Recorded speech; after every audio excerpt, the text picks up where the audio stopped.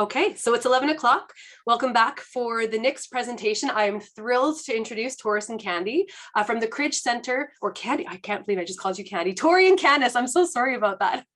From the Cridge Center for the Family. Candace, together we're Candy. I like it. I created a new nickname for you too. Love it.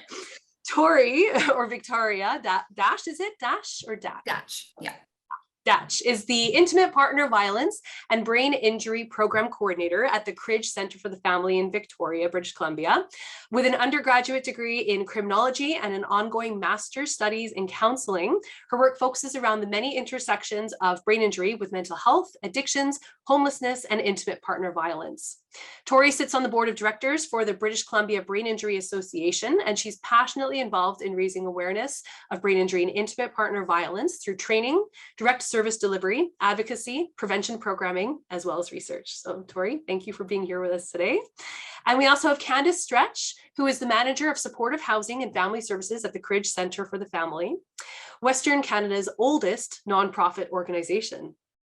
In Victoria, BC, Candace has worked in the nonprofit realm for 22 years and in the area of intimate partner violence since 2007. Candace has a master's degree in counseling and has led numerous workshops and training sessions on issues impacting women who have experienced intimate partner violence, with a more recent focus on the intersection of IPV and brain injury. A resident of Victoria since 1998, Candace is passionate about seeing systemic change in her community that will make it safer and a more supportive place for women escaping intimate partner violence. And with those introductions, I will turn it over to you two to take it from there. Thank you. Thank you, Amanda. Thanks, Amanda. So welcome everyone to our workshop on offering direct services to women who are experiencing brain injury as a result of intimate partner violence. And before Tori and I begin, I want to acknowledge that we are gathered on the unceded Coast Salish territory of the Lekwungen and WSÁNEĆ peoples. So I'm over here on, I think, Esquimalt, Songhees territory, and I think Tori is the same, although we're not right in the same place. We're settlers on this land, and as many of you are in whatever region you're gathered, which I think is mostly the same one. We're the ones somewhere else, and we're blessed to live, work, and play here. And just wanted to note that throughout the presentation, we'll be using the terms intimate partner violence with the acronym IPV and brain injury with the acronym BI. We'll be using that throughout the presentation, and we recognize there's a lot of really important language to describe these two issues. We're just choosing those two for the purposes of consistency in this presentation. So Amanda introduced me, and as I'm talking, I'm realizing, oh, my phone is still ringing. I'll just hang that up. I've worked for the Cridge for 23 years, as Amanda shared, and in IPV since 2007. The Cridge is an old organization. We've been around since 1873. We were established as an orphanage. And now we've evolved over the years. And I think part of that has been because we're a dynamic organization. We have evolved so that we are providing services in several different areas. So we have senior services. We have services for IPVs, including my area, which is housing, and also a shelter for women fleeing violence. We also have services for brain injury survivors, seniors, and children. And so in terms of our IPV services, the Cridge it operates in collaboration with the brain injury program to provide this service. So I'm going to pass it over to Tori as I turn off my ringer. Thanks, Candace. Yes, very excited to be here. Thank you so much for having us.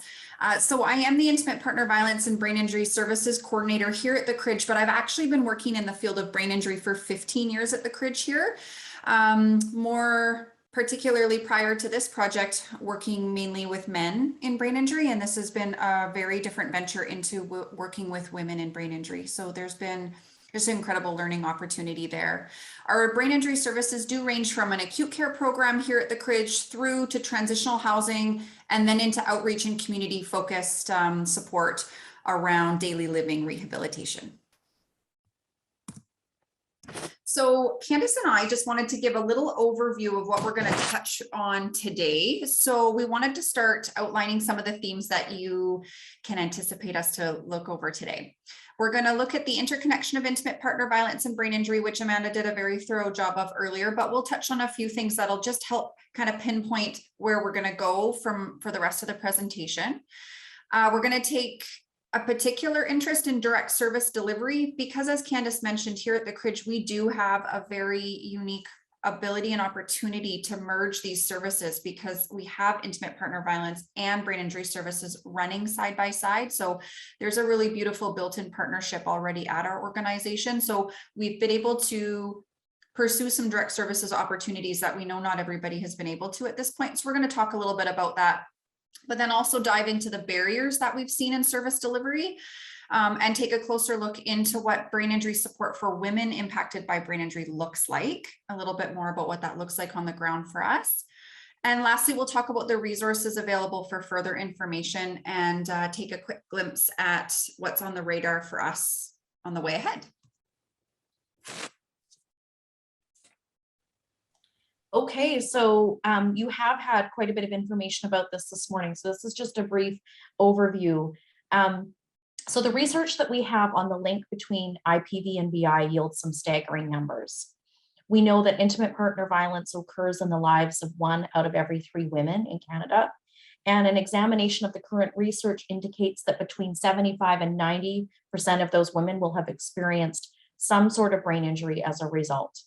The number that has been developed by our colleagues, Karen Mason and Paul Van Donkelaar, who you will hear from later today, which is awesome, is that for every 1 NHL player, there are 5,500 women in Canada who have a concussion due to IPV and BI. So it's for every 1 NHL player with a concussion, there are 5,500 women due to IPV and BI.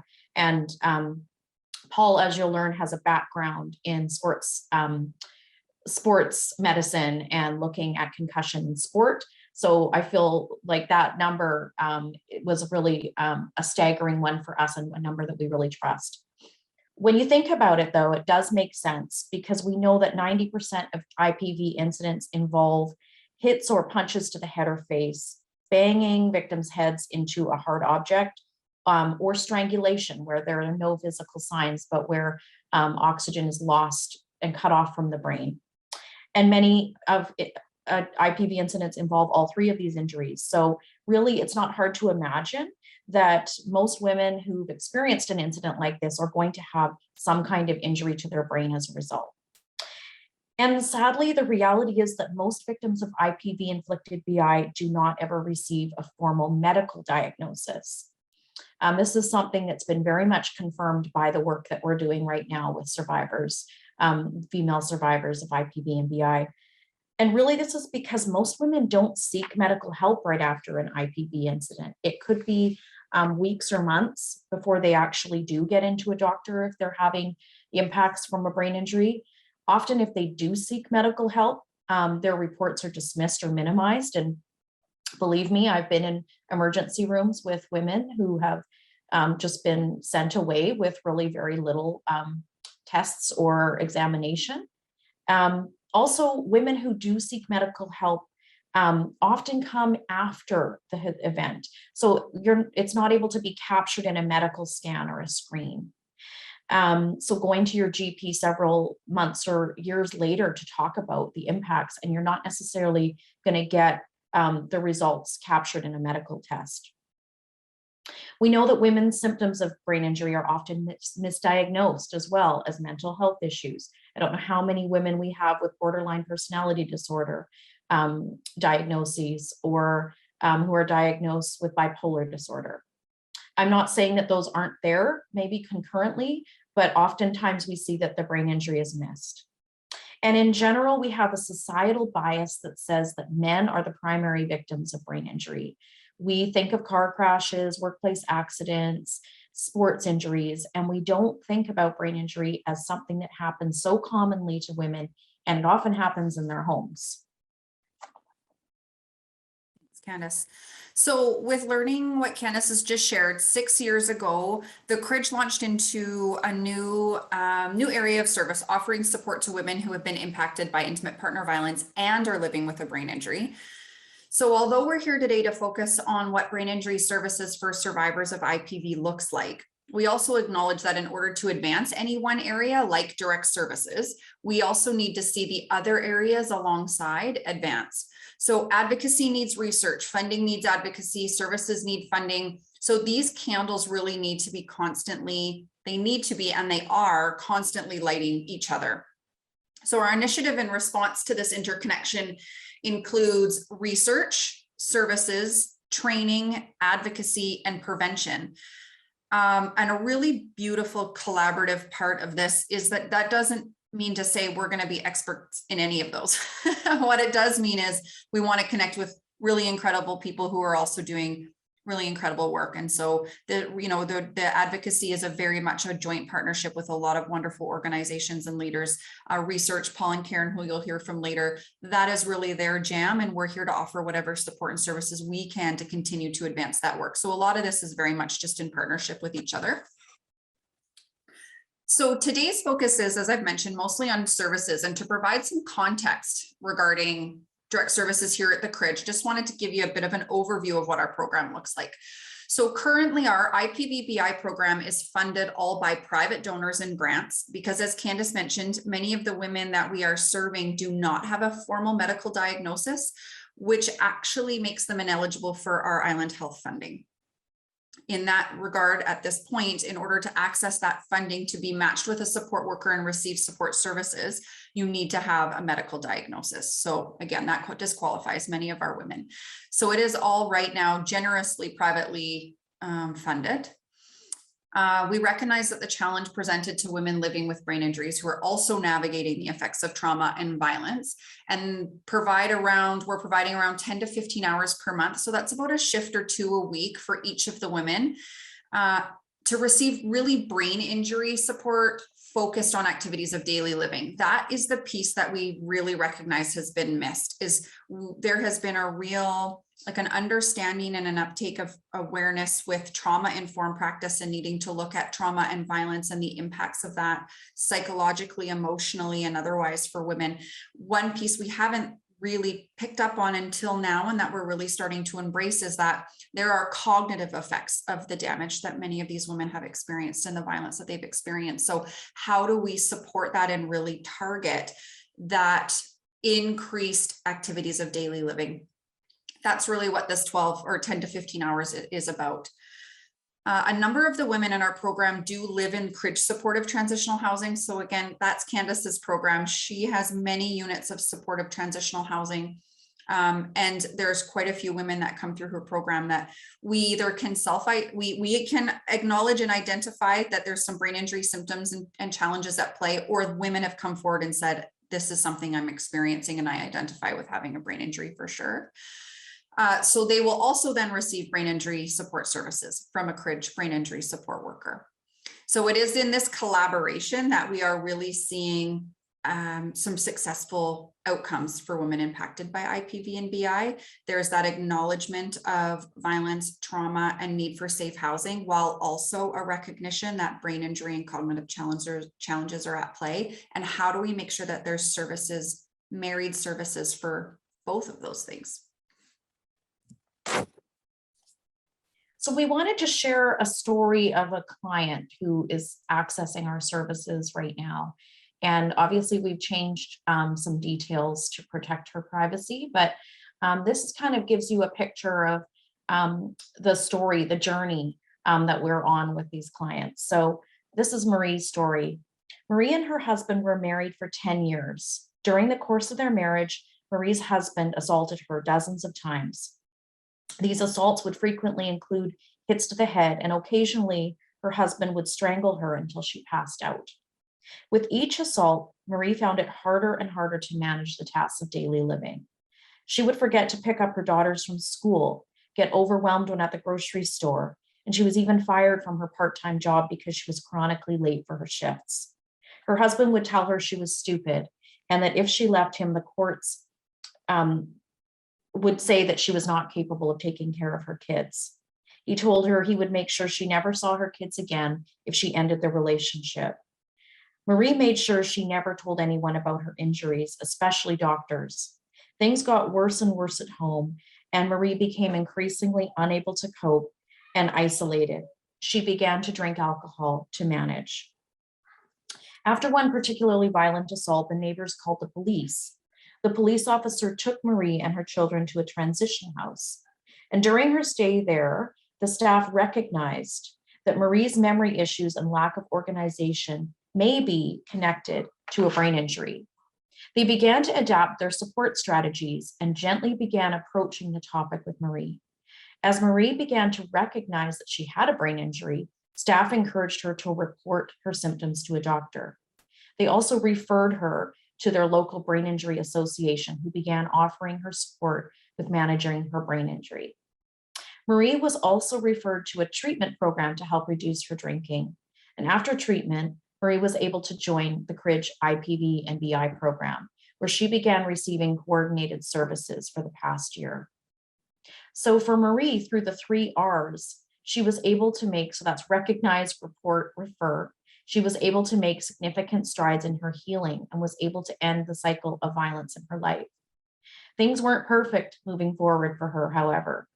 Marie's ex used her brain injury in court and was able to get 50-50 custody of the girls. Because she didn't receive medical assistance immediately after her brain injury, she was not able to get a formal diagnosis, and thus she doesn't qualify for government-funded brain injury services. But Marie says today that knowing she has a brain injury and that she's not stupid, like her husband always said, has made her life easier. So this story, I think, probably highlights some of the barriers that survivors like Marie face. We've talked a lot about this already, the lack of a formal diagnosis. This is so common. Many women don't have that diagnosis. And so then they can't get the type of in-depth funded care that Tori's program provides. So this is the gap that we're filling really in this program, is that we're saying you're not going to get the government funding. So we're going to use donor funded money and put in place brain injury supports while you're in our shelter, while you're in our second stage housing program. But we know this needs to change. We need to look at changing the way diagnosis happens. Already, we know even with all of that, there's already insufficient funding for brain injury and IPV services. And this is really because our system is set up on a diagnosis basis, and it has been so biased toward men. And we also know that there's many survivors of brain injury, men included, that don't necessarily get the type of support that they need or that are slipping through the cracks. I mean, as a person who has worked for many, many years in IPV services, as I became and began collaborating in this more and more with my brain injury colleagues, I realized that I thought it was bad in IPV. It's really bad in brain injury, and we need to see that change. There's also that fear of brain injury being weaponized.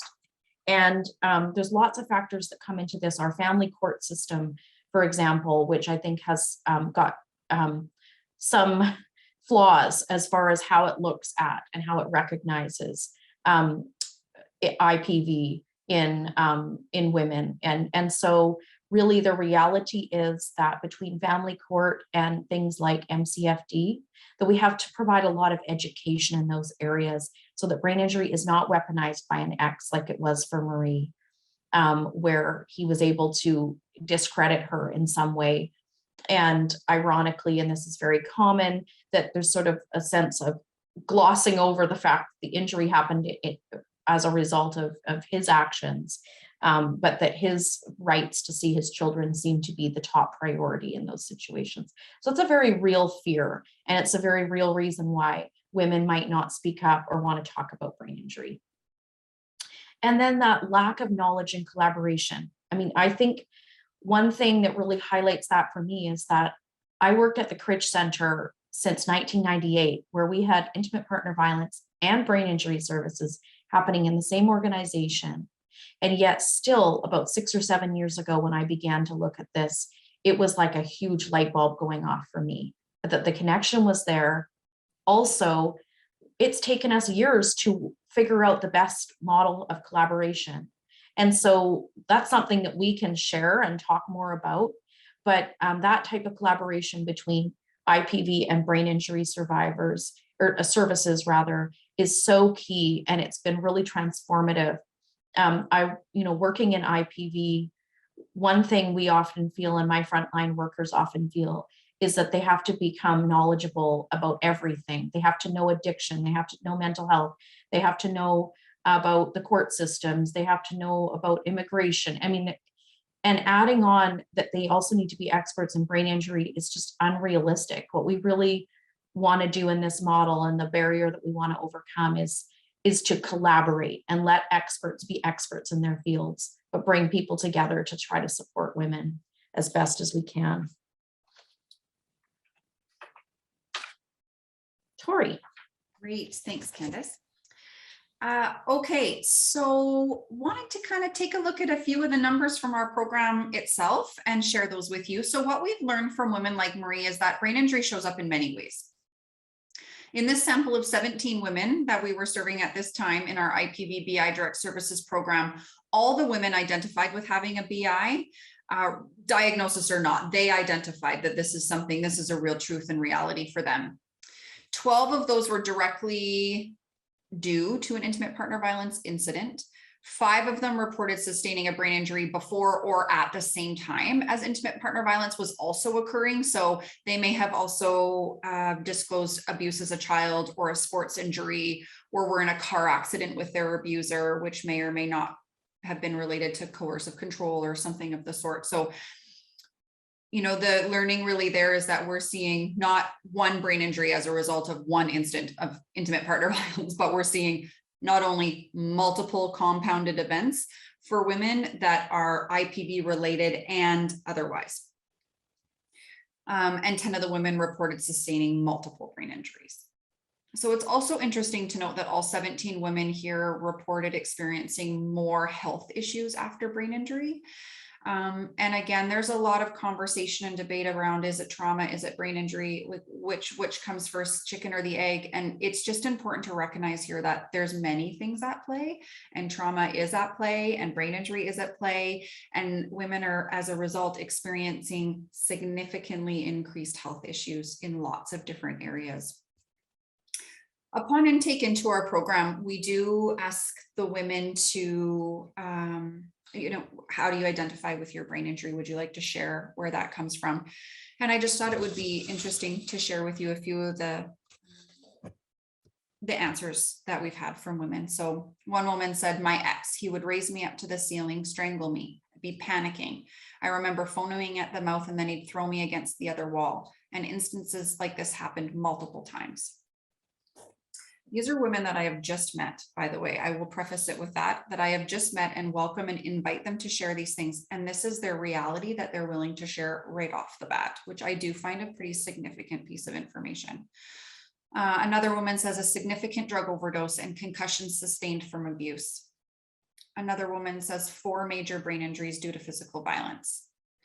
And another one says a car accident at a young age. And then a few years back, I was beaten with a metal pole with blows to the head.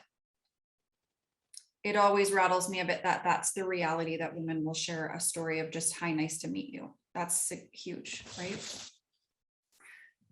So women like Marie experiencing brain injury due to intimate partner violence may need more assistance processing information and with memory, which is something Amanda spoke quite a bit about this morning. And this is what we see and what women report to us all the time. It's very much around a brain fog. I don't have to say that word to women. They say it to me, and it's very consistent with most of the women that we work with. I now have this brain fog. My brain works differently. I don't even know who I am. And it's generally around memory and processing of information. So in recognizing brain injury and intimate partner violence, we can better support women survivors in our community by being adaptable, by accommodating for differences that we have in how we get from A to B, which is fine. We always say in brain injury, there's many ways to get to the end, and that's okay. We just got to find your way, right? So in this sample of 14 women that we are currently serving at the Cridge IPV BI program, the following daily living challenges were most reported. Challenges with housework, laundry, meal preparation, staying focused, remembering appointments, and completing forms. Sorry, my little notes just covered my, my screen there. And completing forms. Completing forms is a huge one. As we all know, navigating our systems, our many systems, include a lot of follow-up and a lot of forms. Those are really challenging with women who are struggling with brain fog, processing information, and memory. What we've historically seen is that's resulted in, oh, she just, obviously it's not that important to be involved in this program. Obviously she doesn't care enough about receiving these supports. That's not it. Her brain is not working in the same pathway as we're offering it up. So it's those are definitely the realities that we see with women. And those are things that are really holding them back from continuing to thrive and move forward, is this like daily living struggle.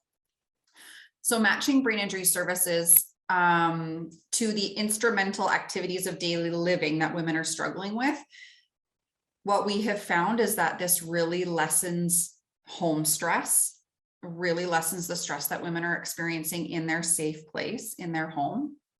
It allows more focused time for tasks when there's an opportunity for someone to walk alongside you to complete those tasks and kind of help facilitate what that might be and what that looks like, that there's improved memory strategies. That is a huge part of brain injury work, is just going, okay, we call them compensatory strategies. What do we need to implement now that will compensate for what's different and what isn't as easy as it used to be? How do we make things easier? Compensatory strategies. And we have found that it has certainly increased system navigation and the opportunity for women to have more effective experiences through the many systems that we expect them to go through.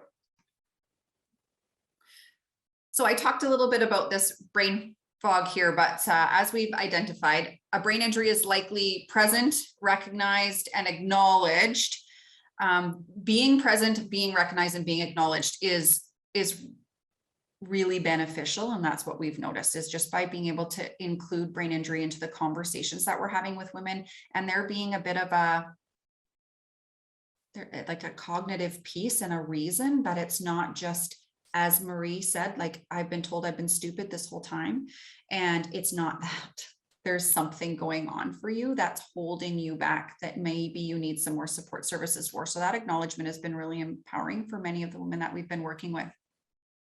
So once we can do that, once there's that recognition and acknowledgement that brain injury is there, that's when we can address that brain fog.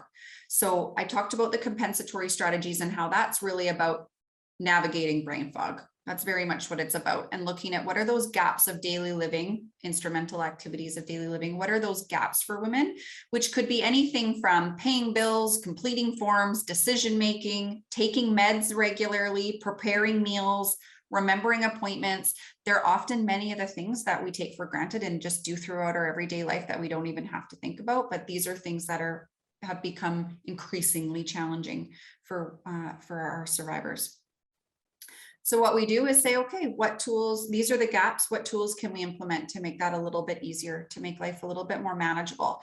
And that could be anything from setting reminders, implementing an energy budget. Many of our women have thrive most with one big appointment a day, one big phone call. If they have a phone call with the ministry, children and family social worker, that might be all they can do that day. Their brain after that, shutdown mode. That's okay. So it's just trying to kind of plan for that and be prepared to kind of look at, okay, what's my capacity this week? What do I got going on? Probably not a great week to hit Costco if I have 3 medical appointments. So that's, really looking at this energy budget. That's been really helpful for a lot of women. Making lists and checklists. Again, system navigation. Okay, one goal, you need to apply for PWD, Persons with Disability Funding from an Income Assistance. Okay, that goal actually is about 15,000 steps. So how do we break down these tasks into really small, manageable, achievable steps not only is there then a sense of completion and a sense of progress, but also pride in getting things done and it not always being brain fog that's dampening getting to these goals, to achieving these goals. Another strategy and tool we find helpful is scripting. We can't be with women all the time. We're talking 10 to 15 hours a month. That's, like I said, a shift or two a week. So there's going to be a lot of times when phone calls come in or women need to attend appointments that we can't be there with them for. So one of the things we do is let's script it then. When your social worker calls, let's write down the questions that you have, the concerns that you have, things that you may not want to forget in the moment. So it's a memory strategy, but it's also planning and kind of giving some time when you're not heightened and triggered to think about where you really be thoughtful about what you want to say and how you want to say it. So scripting has been really helpful. Creating a housework schedule, using a calendar, and that can look in lots of different ways. Some of our clients love to use their phone and love to have the reminders pop up. Some find that too overwhelming.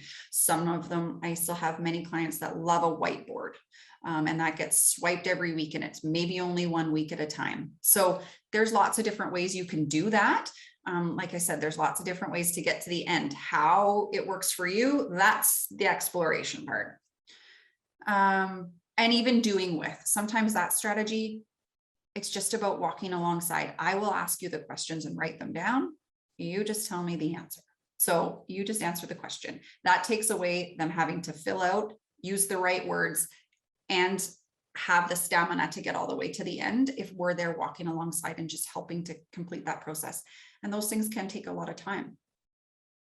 So these brain injury supports are really practical. We do offer them in home. We find that's the most effective place because again, these are daily living life skills that's happening in woman's house, in their home, in their daily life. So we just jump right in and are really a part of that. And it really is, again, about making those daily living activities more manageable.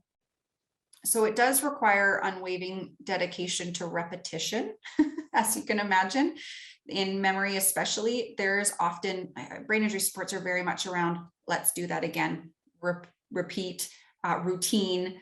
Our services, when we implement a schedule and we say we're going to do 2 shifts a week, it's the same day at the same time, starting at the same place. Usually they're home. So it really is trying to create that routine and that repetition and that safety and comfort in that.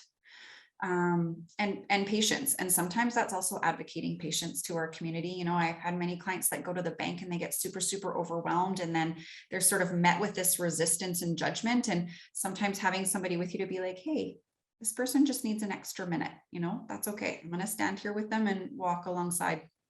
And you know, sometimes our survivor will say, I have a brain injury and I need a minute. They sometimes need an advocate there with them just to hand on your shoulder. This is okay. And that's just another way of doing things. And that's fine. So navigating their new brain is really the end goal is this is about supporting women to figure out a way to navigate this new brain that they didn't ask for, but it's happening and it's real, and validating that there is an injury and progress and rehabilitation are an option. And that is something that we can do. We're just going to find a way to do things a little different. So before I chat about some resources, I just wanted to highlight from the perspective of someone who's offering IPV services, that the brain injury services and that practicality that Tori shared, and particularly the fact that our brain injury workers are going into our clients' homes, is really, it's really transformed how things have happened and how women have been able to receive support. Most of our the IPV supports that are offered, particularly in our second stage housing program, happen in our program space. We're not going into women's homes. And so it's been really so important to have that type of practical support. And in terms of the collaborative model, just to be able to know that that type of work is happening so that we can focus on the work around trauma counseling and doing safety planning and working on legal matters and all the things that happen in the IPV side of things. So that's been a really key part of the collaborative model, is that the brain injury support is happening in home primarily, and the IPV support is happening in program space. And then there's a lot of sharing that's happening back and forth in the team. So just wanted to throw that in. And in terms of the resource solutions, we started with just a national listing of transition houses. That's actually something we particularly highlight when we're talking to people who know brain injury really well, but may not know intimate partner violence. I think most of you folks probably have a good sense of what IPV resources are available in your community, but certainly if you don't, that's a good place to start, Shelter Safe.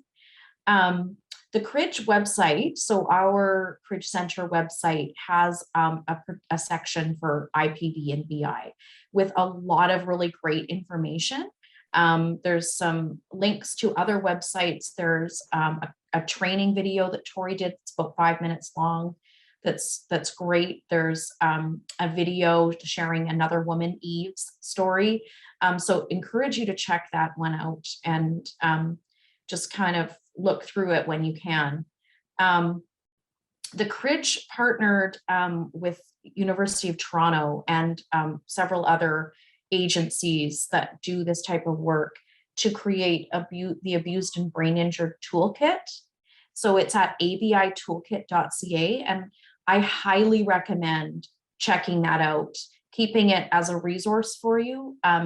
It's got a lot of information, like a ton of information, everything from, what the links are between IPV and BI, looking at people's stories, looking at how do you respond to particular symptoms of IPV and BI, how do you set up services that are safe, but it has a lot of academic information. There's links to most of the research articles that are about this link. So it's an excellent one if you ever were looking to do a grant application and you needed some actual academic research behind you. So cannot recommend it highly enough, but it is a dense toolkit. There's lots there. And then finally, we've talked about Paul and Karen from SOAR. You'll be hearing from them later. We really suggest that everyone take their CAT training, the concussion awareness training tool, particularly the one that is targeted toward women support workers, because it really goes into just sort of the connection. And it's a great one for if you've got frontline staff or people that are just new and you want to do some really good training for them. Totally recommend that as an option. Thanks, Candace. So the way ahead, we just wanted to leave you with some nuggets about things that we're still working on and are a little bit outside of the scope of just direct service delivery particularly, but one of them is prevention. So one of our candles is prevention, and that does tend to be pretty intriguing for people when they see that and want to know what that's all about.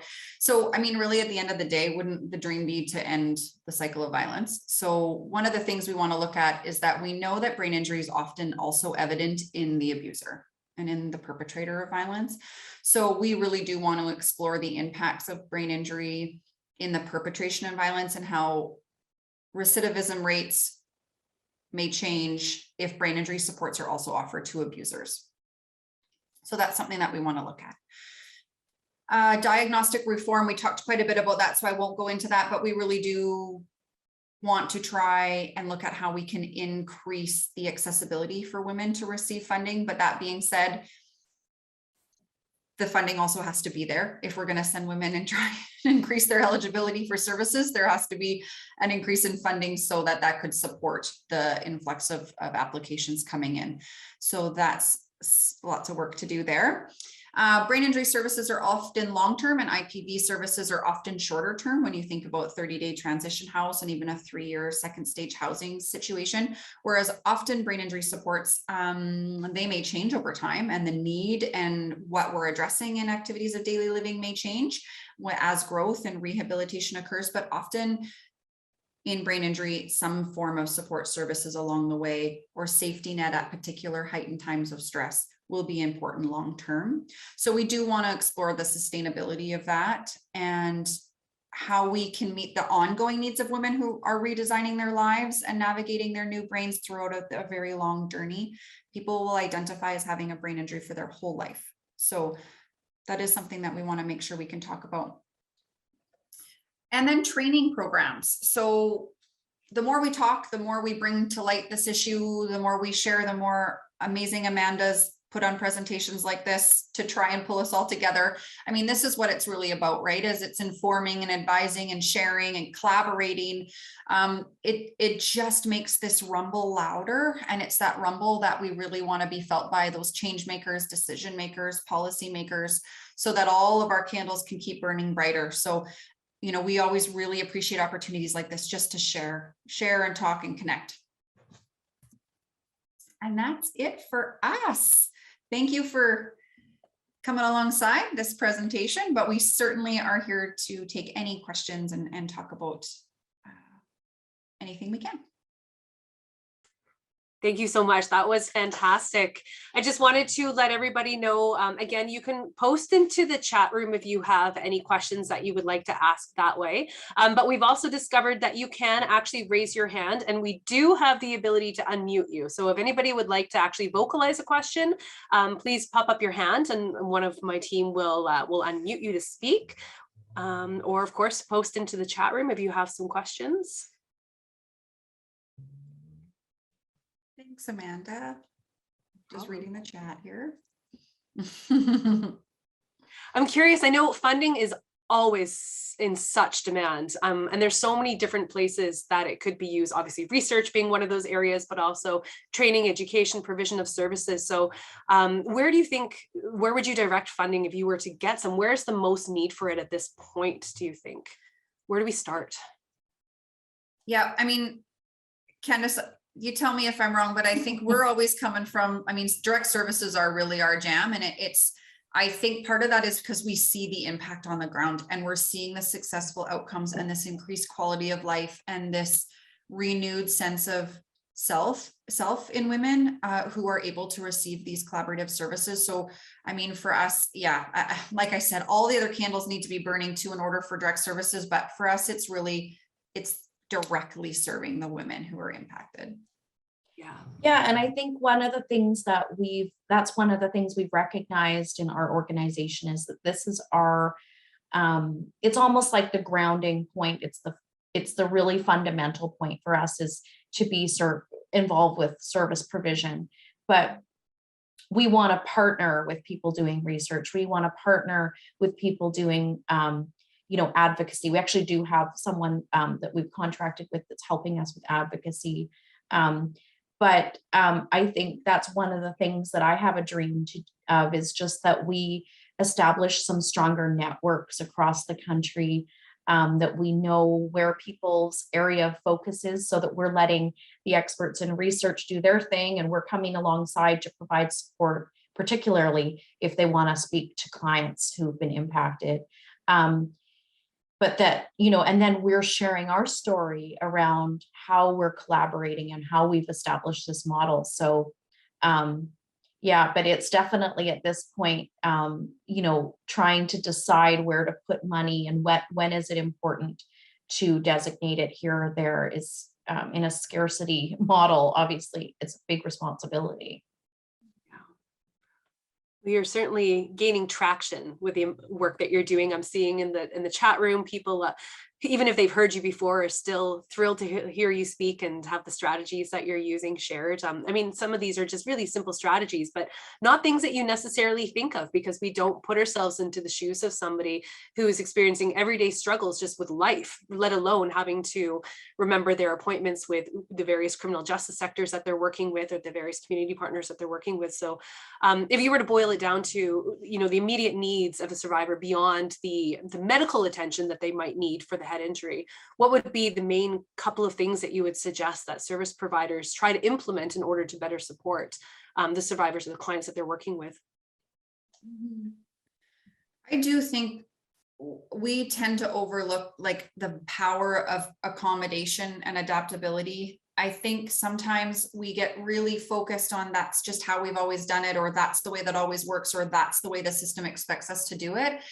I do think that being a little creative and innovative around how we get to the same end goal is huge. And there's so much power in that. And I think people are more creative than they give themselves credit for in thinking about how you can do something in a slightly different way. And so for me, that's what it's all about. Is it really is about going, okay, this is not about capacity and a woman's ability or inability to complete a task. It's about how do we get creative and innovate a new way to do something that lands with you to get to the same end goal.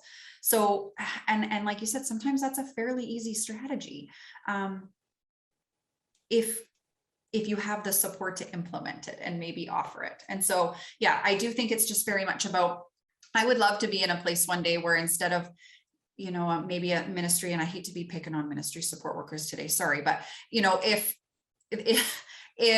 instead of saying your brain injury is causing your inability or a lack of capacity to parent in a particular way, we celebrate the fact that she's acknowledged there's a brain injury and has support services to meet those needs and come up with a creative way of getting it done. Like, I wish it was less about disability and a little more about being adaptable and doing something a different way. Yeah, that's great. Yeah, and I think, you know, we've seen how, like, one of the things I've acknowledged is that in the intimate partner violence realm, there's always a high sense of urgency because safety is such a huge piece.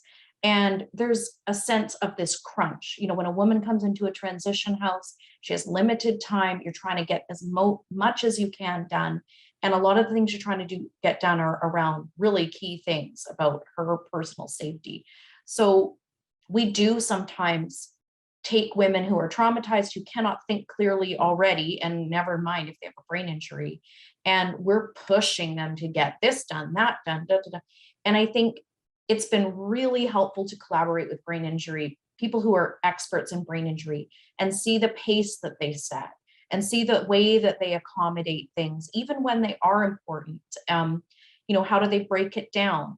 And you know, can we do this in 15-minute chunks over the course of a day, as opposed to booking in an hour and trying to get it done all at once? We have a trauma counselor that we've referred women to that does 15-minute appointments and bills us, you know, weekly. I had 4 15-minute appointments as opposed to per session. So those types of strategies that I think we really have seen that it's important to have that collaborative, to have that relationship with people who do brain injury work every single day and can help us shape and model like how we're offering services. And the other thing I think that's really important is just talking about brain injury as if it's normal and it happens all the time to women. Having that be very normalized in transition houses and second stage housing. Anyone working with women who've been impacted by violence. I think that just setting up that environment where it's okay and it's normal to have a brain injury, I think creates a space where women start to feel empowered and like they're not the stupid person that their spouse thought that they were, their ex thought that they were, but that there's some actual things that we can do to address what they're experiencing. So yeah, I love that you spoke about the empowerment that comes from simply recognizing that this is why I struggle with these things. That can give them the confidence to start talking about these issues and looking for the support and being open to those kinds of strategies in response. I also love that you talk about prevention and not just looking at this with the survivors of intimate partner violence, but also those who perpetrate it, given that many of them grew up in traumatic households where they were exposed either to violence between their parents or themselves were victims of child abuse, for example. And so we know, I mean, just looking at the start of the presentation, when I asked people to disclose if they knew somebody or them themselves had suffered a head injury, 75% of the people that were here today said that they'd had a head injury or knew somebody. And that's probably just a one-time thing. But if we think about the perpetrators of abuse, this is, again, routine exposure to potential head trauma from very early stages of life while brain development is still ongoing. So we can address these strategies not only with the survivors, but also with offenders as they're working their way through the system, working, you know, the strategies to respond and support them. Then I love that message of we can prevent violence in the future. We can reduce these rates going forward. It looks like we have a question here. Is there anything similar to the Cridge on the Lower Mainland? Great question. Well, we'll be hearing from SOAR after lunch. So that would be one of the first groups that I would mention. So as I'll introduce them later, SOAR, one of the leaders is a former executive director of a shelter in Kelowna. And so their work is translating into a number of different, actually Fraser Valley, as well as the interior shelter and transition homes, because they've led a significant amount of training. And we're really impressed to see that many shelters and transition homes now actually implement screening protocols with the women that are accessing their services and have been trained on how to provide support for them. So we'll hear from them a little bit later. But Tori and Candace, I don't know if you know of anybody beyond SOAR, anybody specifically in the Fraser Valley that you could speak to? Well, I think that there's various groups across Canada that are looking at this issue, and in North America, I mean, there's Eve Valera at Harvard University, there's people at University of Toronto, there's a doctor working in Manitoba that has a special clinic. But like, just the reality is that Tori and I don't think there's anyone else at this point that we've ever been made aware of doing the direct service model that we're offering.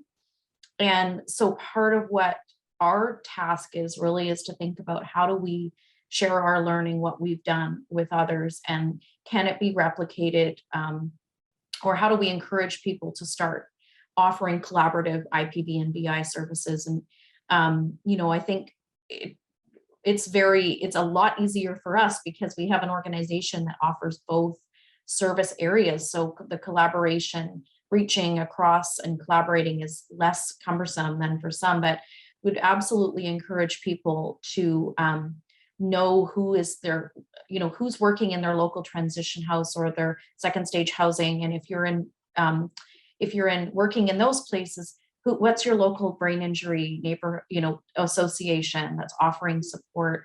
And can you collaborate on something? Can you invite each other to your staff meetings, a couple times a year and do some in-service training or sharing information? Is there a grant you want to apply for to see if you could bring, we've thought, how fabulous would it be if there was a brain injury worker in every transition house in Canada that really specialized in that area?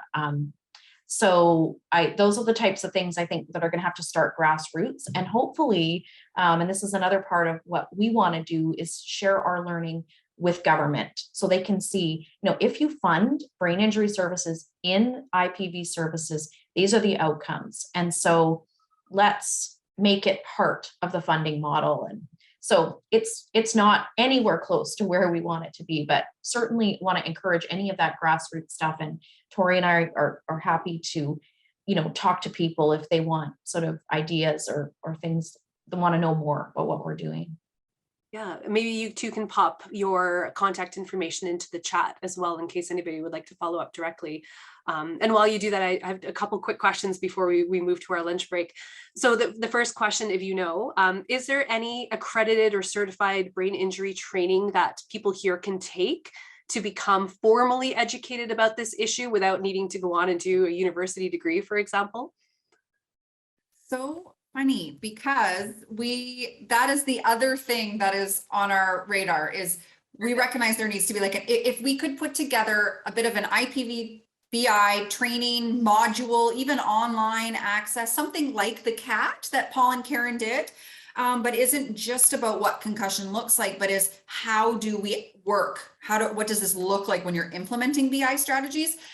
Yeah, we've talked a lot about that, and how, in fact, we actually had applied for a grant to develop something like that, but we weren't successful in that one. So it's on our radar. I know. It's on our radar to do that, because it would be great for not only our workers that we have working, but something exactly that we could put out there and say, hey, if this is going to be an area you're converged in, check this out. Here's some information, rather than us all having to start from scratch, right? Yeah. I can see excitement popping up in the chat room. SOAR is kind of, I think, and Paul and Karen can talk more about this, they've been connecting with the BC Society of Transition Houses, who offer a lot of training and certification. And I think that there's a dream that there might be some certified training where you get the certificate of completion that would be specifically on this topic, offered through the BC STH, which would be fabulous. I just also wanted to say Pink Concussions is a great group that focuses on women's brain injury. and they're out of the States, but they do like a Thursday, like lunch and learn type of thing pretty much every week. So if you Google pink concussion, sign up for their like newsletter. There's often like really good training from medical professionals, people working in women's brain injury. It's not always completely IPV focused, but it's women's brain injury focused. Great, thank you for that. I have a list of some local resources that I'm going to pop up in just a minute when we break for lunch, but I'll Google them and put them into the chat room as well so people can look for that resource. It seems like there's a lot of information out there. You just need to search to find it. It's not available in one easily accessible place other than potentially the ABI site. So I've got that on my list here. Just one last quick question, if I may, because I don't see any more coming in from the audience. So the other question that I wanted to ask about is, to what extent is information sharing a barrier to providing these kinds of services? Because we know when it comes to health and mental health issues, information sharing about clients is very difficult to accomplish outside of situations, for example, with the highest risk offender and an ICAT. But even with that, I'm not sure how often a brain injury would be discussed in the context of an ICAT and recognized as a barrier to victim safety, for example, or to offender rehabilitation. Have you had any experiences with those kinds of challenges, and do you have any solutions to offer to that? Way to put you on the spot. Hey, Do you want to take that one? Sure. I mean, I'm thinking that this is absolutely the key to women's safety often is information sharing, and almost anytime something goes dreadfully wrong, we can pin back to somebody knew something but they didn't share it with somebody else. And so I think it's it's a huge issue, but I think in this area one of the things that's really challenging is that when women are coming to us, we don't have medical histories. They are disclosing, I have a brain injury. Sometimes we use a screening tool. There's the HELPS tool, which has been developed at Harvard. There's others, but really we're going with self-report. And we don't often have a clue where to start in terms of trying to get the information that we need to try to best advocate for that client. And so in that regard, it's really challenging because that client doesn't necessarily have the ability to share their history with you. We have some women that their injury is so severe that they've forgotten huge chunks of their life, and we're trying to piece together what happened, what's the history here, can we access medical records, where are they? So that stands out as a huge piece.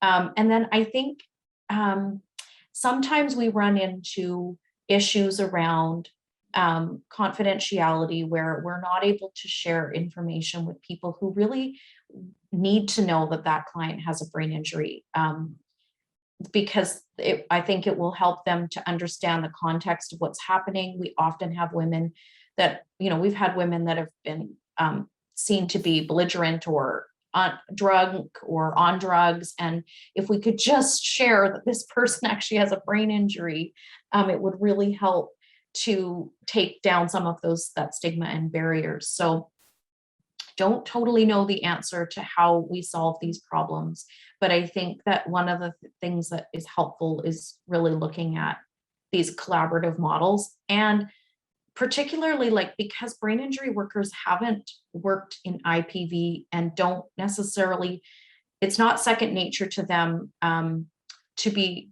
thinking about everything under the safety lens. I mean, obviously the physical safety lens, yes, but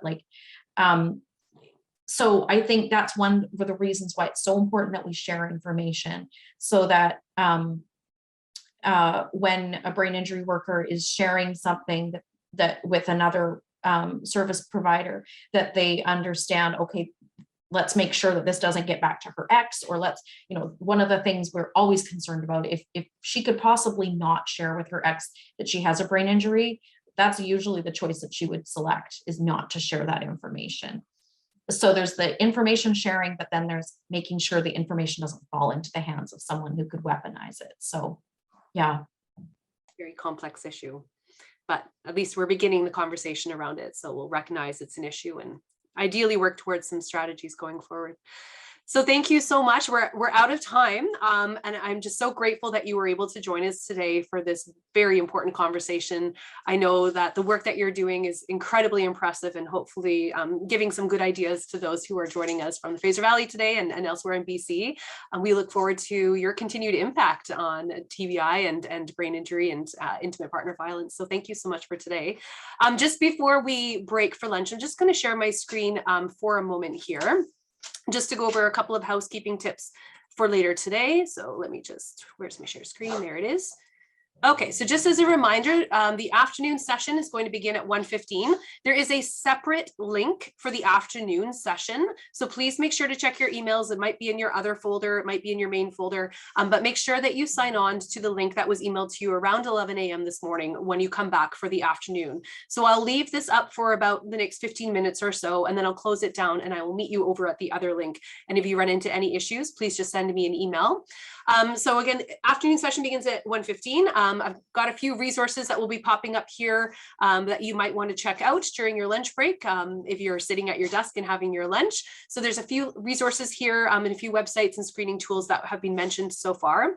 Once we come back at 1:15 for the next two talks, we're going to be hearing first from SOAR, who's going to talk about some of the work that they've been doing, and they'll be speaking about things like the concussion awareness training tool and the HELPS tool. And then we'll, after that, have our final presentation of the day from our forensic nurses, who will talk about some of the services that are available in Abbotsford and the Fraser Valley, such as the Embrace Clinic. So with that, thank you again for our presenters today so far. Thank you for the students for monitoring the chat. I will welcome you to stay here for the next 15 or so minutes if you'd like, but otherwise, please close out of this and I will see you over at the next link, starting back for 1:15. Thanks, everybody.